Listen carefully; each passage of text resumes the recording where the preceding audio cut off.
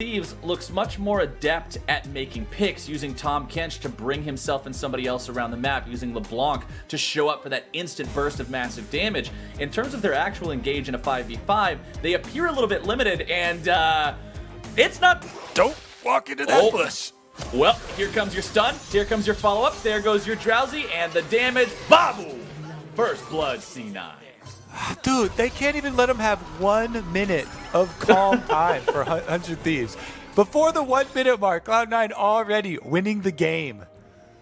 That's not. Yikes. Stacks ready to go there on the passive. Drowsy connects. Remember, Jarvan is not able to get over the wall. He does not have the E and the Q. Licorice taken very low. Licorice exploded, and things go well here for 100 Thieves. Cloud9 overestimate what they... Thieves versus Meteos.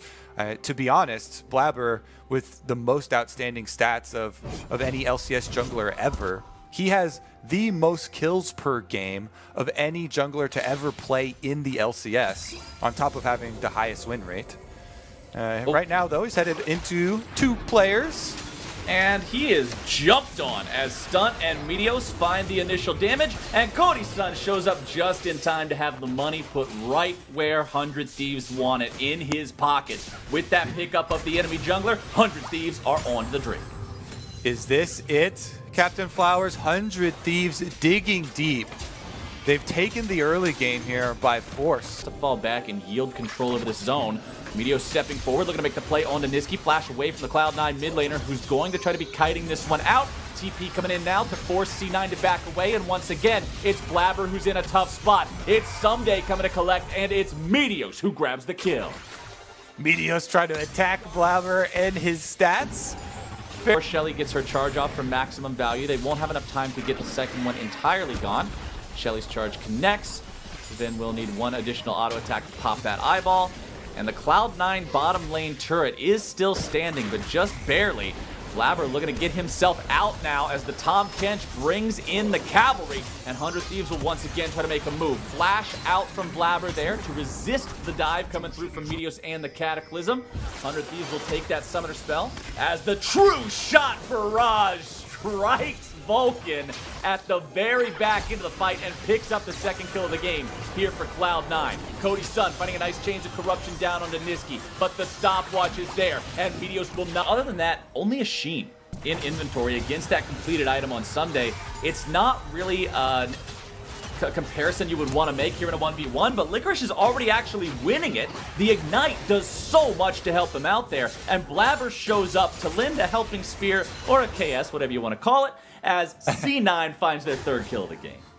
Yeah, that's going to be some tower plates on it afterwards. It does open up bottom side as a possible point of attack for 100 Thieves, though, because that's 2 members for C9 on top side. They expend a lot of resources there in order to get that kill, and it is going to result in some extra damage down here. Sven and Vulcan playing it quite well, though, slipping in, trying to deal some damage even on the weak side, and Niski lands a bubble. The Drowsy, the damage following through, but a nice devour from Stunt means it's not going to be a Hail Mary from Niski today. I like the ulti trade there. Vulcan just immediately getting aggressive, seeing that the minions were destroyed. He tries to lock somebody down. He gets Cody's Sons that prove that they can be competitive in this environment, not just against Cloud9, but to show they have a chance against the other teams as well. Absolutely. Yeah, absolutely agree. I do still think they have a very tough road ahead of them because, like we talked about in Champ Select, they don't have really good hard engage versus C9 team, and Cloud9 make a pick attempt. Sven trying to get the True Shot Barrage onto Stunt there, not quite able to get it. The TP was going to come down to the bottom lane, but it's interrupted, and that just means it is free money for the Cloud9 roster. Sven kept alive, and a double kill over to Blabber. You try to shut him down, it just doesn't happen. I believe it was Licorice using the onslaught of shadows in the top lane to stop Someday's TP and keep that rolling for Cloud9. Yep, definitely took a decent amount of damage in doing it, so he does have to back off his tower in the top lane, and someday we'll be able to push the minion wave in, but that's definitely worth it. Cloud9 get the 2 kills on bottom side for it. And for a kill shot, Yumu's Ghostblade on Blabber as well will provide that extra lethality to make it so he can find the damage he needs onto these backline carries.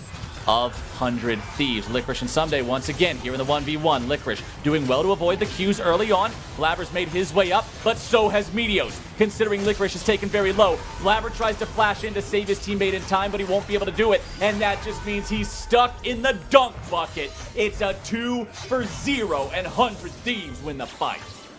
Meteos doesn't have a global, but he's there for Someday. Now he's going to have to get out of there because he's toast. Nah, take a nap, buddy. That's a shutdown over there for Niski, cleaning one up on the back end of the fight, but well done there from 100 Thieves at the start to make sure they won it. Now Niski's going for a solo kill onto Ryoma. Ryoma tries to make an outplay there, but he won't quite find it, barely keeping himself alive, 100 HP remaining. And considering the enemy jungler is dead and the enemy mid laner has 100 HP, that is the next Drake going the way of Cloud9 most likely. You can see Cody and Stunt trying to fight for this one. TP coming out now as the Chains of Corruption make their way onto Niski's Zoe. The counterattack is there, and Vulcan is able to provide the CC onto Stunt. Licorice makes his way towards the enemy lines, but Someday's also coming around from behind the Drake pit. Blabber has arrived, and Meteos is working his way in from the enemy base. Now that Cloud9 has Smite secure potential, they're going to be looking to take this one down before Meteos is able to make his way into the fight, and Blabber's got it. That's going to be Drake secured. Niski with the Blink the Ruin King active has the ability to provide the CC, and Licorice is going to be charging in, but Blabber's already been taken down. Licorice grabbing the kill onto Stunt, still looking to maybe make some more happen. Meteos jumping in with the EQ combo. Someday over the wall, providing some Qs, providing some CC, providing some suppressing fire, but it's Licorice with the onslaught of shadows, summoning the cavalry to dive into the line. I mean, yeah, that could mean everything. Preventing a soul to a poke team. Ocean Soul, it gives you life and mana back when you damage something.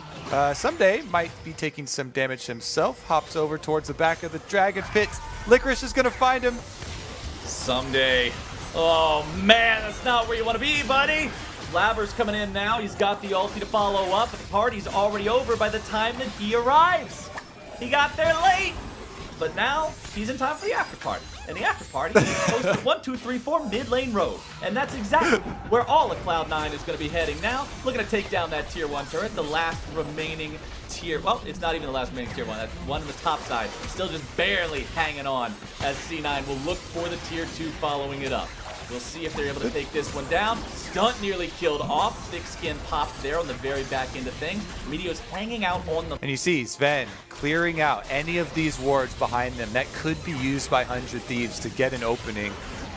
There we go. Well, devour or not, it doesn't matter when they kill the Kench and then kill you too. C9, they find the opportunity to use the Pantheon. They make the collapse, they make the engage, and they aren't done yet.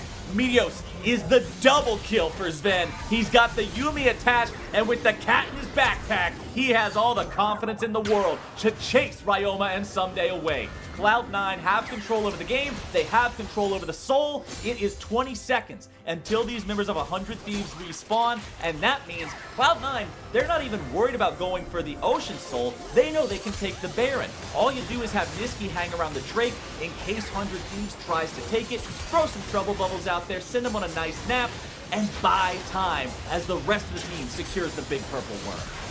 Yeah, only hope here for 100 Thieves. You see them scrambling towards the Ocean Drake. They're going to try and rush it down. Teleport used as well. Cloud9 will finish the Baron, but can 100 Thieves burn that dragon down before they get there? Ryoma onto Niski. When the LeBlanc jumps you, it only does 20% of your HP. You're feeling pretty all right about it. Drake slain by 100 Thieves. Ocean Soul prevented. TP's coming in. Licorice into the middle of 4, and that is a disastrous encounter for 100 Thieves. Stunt will be the second to fall. Ryoma's clone will join him. It's a 2-0. Cloud9 have lost the soul, but remember, they are a 5-man squad with a Baron buff and a 5v3 here for the next 30 seconds. Yes, worth it. It's already got 10 stacks, and I don't see them losing out on any kills. Niski has just had, honestly, an incredible series on this Zoe. Sven looking for the final Mystic shot to take down the enemy jungler. Blabber's coming in. He's got the Yuumi right on top of him. There's the roots. There's the engage. There's the team fight.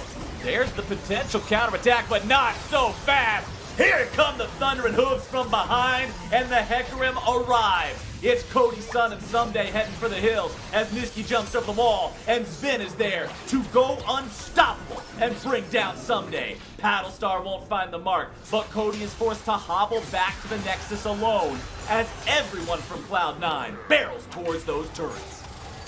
Well, question answered. That is why Cloud9 chose 100 Thieves in the first round of the playoffs. They will be victorious. Congratulations. A swift 3-0 for the #1 seed coming into the playoffs. The longest game took 31 minutes. Niski 4-0-12 on the Zoe.